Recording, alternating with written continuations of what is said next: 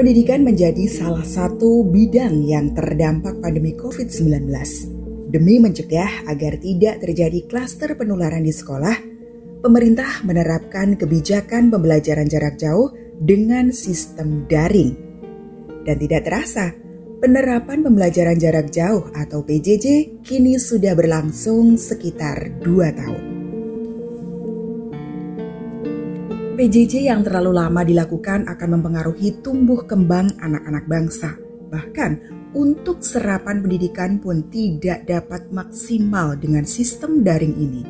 Kepala Sekolah SMA Negeri Bojong, Bambang Wirudi mengatakan, pembelajaran jarak jauh memang bisa dilakukan, namun untuk mencapai target kurikulum standar minimal pendidikan sangat sulit didapatkan.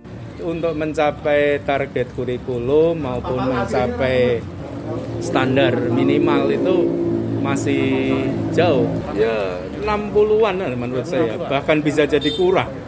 Karena begini, anak tidak bisa fokus dan tidak bisa penuh ikut pelajaran selama 1 jam penuh. Ikut di depan, menjawab salam, tengah-tengah Anda ikut, ketika guru pamit, menjawab salam lagi lah.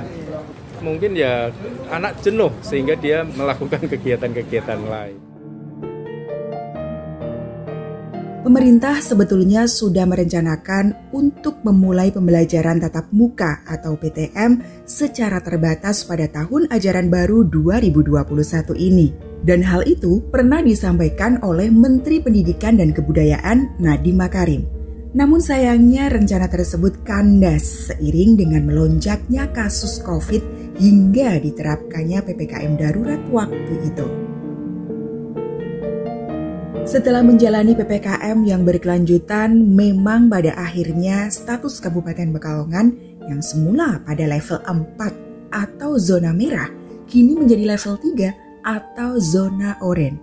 Dan menurut Pelaksana Tugas Kepala Dinas Pendidikan dan Kebudayaan Kabupaten Pekalongan, Haryanto Nugroho, jika mengacu pada Instruksi Mendagri nomor 30, maka daerah level 3 mendapat kelonggaran untuk melakukan PTM. Namun, sesuai ketentuan yang telah ditetapkan pada SKB 4 Menteri. Seperti mendapat angin segar, hal itu disambut gembira oleh semua pihak, dari mulai tenaga pendidik, orang tua, hingga para siswa. Namun sayangnya, PTM yang didambakan kembali kandas seiring dengan diperpanjangnya PPKM serta adanya instruksi Gubernur Jawa Tengah. Di daerah atau kabupaten kota dengan kriteria level 3, sesuai Inmendagri tersebut ada ruang untuk bisa melaksanakan PTM terbatas, akan tetapi yang terbaru ini termasuk instruksi Gubernur nomor 9 tahun 2021 yang berisi tentang perpanjangan lagi dari tanggal 17 Agustus sampai 23 Agustus masih pada pertemuan secara daring atau online, baik itu kabupaten kota yang level 3 maupun level 4. Rasa jenuh karena terlalu lama belajar di rumah lambat laun dapat menumpulkan daya pikir anak-anak. Dan hal itu sebetulnya banyak disadari oleh para orang tua. Sehingga permintaan untuk dilaksanakan PTM sering disampaikan. Hanya saja pihak sekolah sendiri tidak bisa berbuat banyak karena harus mematuhi instruksi dan aturan. Hal itu seperti dikatakan oleh Bambang Wirudi, Kepala Sekolah SMA Negeri Bojong. Permintaan sangat sering karena memang banyak orang tua dan siswa mengeluh belajar di rumah itu tidak enak. Guru juga mengeluh memberi pelajaran lewat daring itu juga bukan tidak menyenangkan lah. Makanya kami berharap ya COVID ini segera turun dan tatap muka sudah bisa dimulai.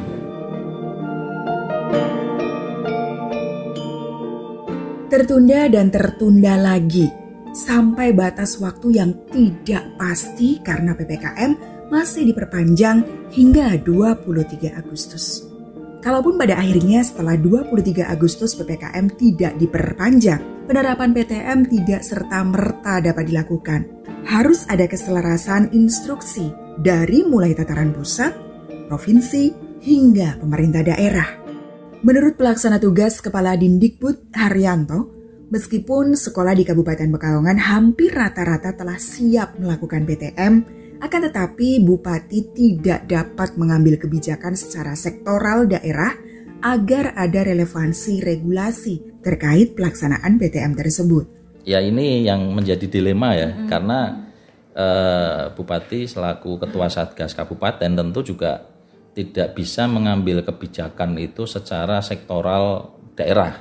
Meskipun memang kewenangan sebenarnya diserahkan ke daerah, tapi ketika di tingkat atasnya dalam hal ini provinsi itu juga belum membuka ruang untuk PTM meskipun masih terbatas, ya tentu ini akan menjadi bahan pertimbangan pengambilan keputusan dari beliau setelah juga dikoordinasikan dengan yang terkait di dalam Satgas COVID tingkat kabupaten.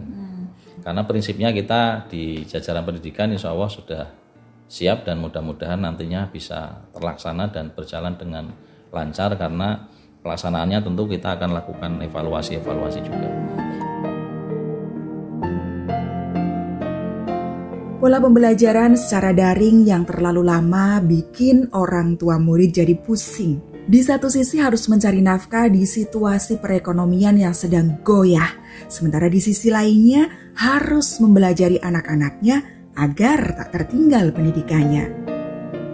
Bagi orang-orang mampu mungkin akan mudah mengundang guru les privat.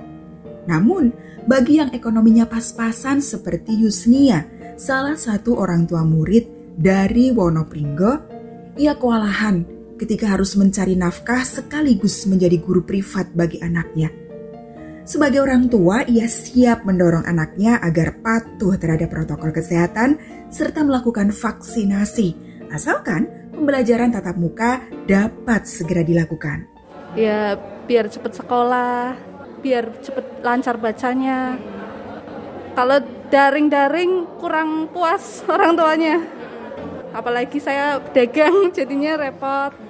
Harus ngajarin anak, sekalian kerja gitu. Harapannya untuk sekolah tatap muka ini gimana? Iya, secepatnya biar tatap muka kayak normal biasa aja.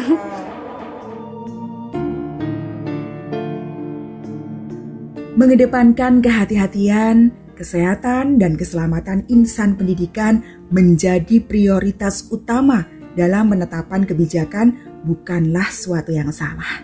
Akan tetapi, nasib pendidikan anak negeri di masa pandemi juga pantas menjadi prioritas.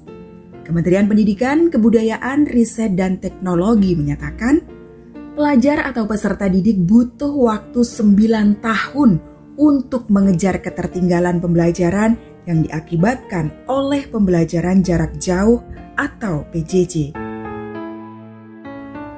Pandemi COVID-19 yang sedang terjadi saat ini memang memporak-porandakan peradaban.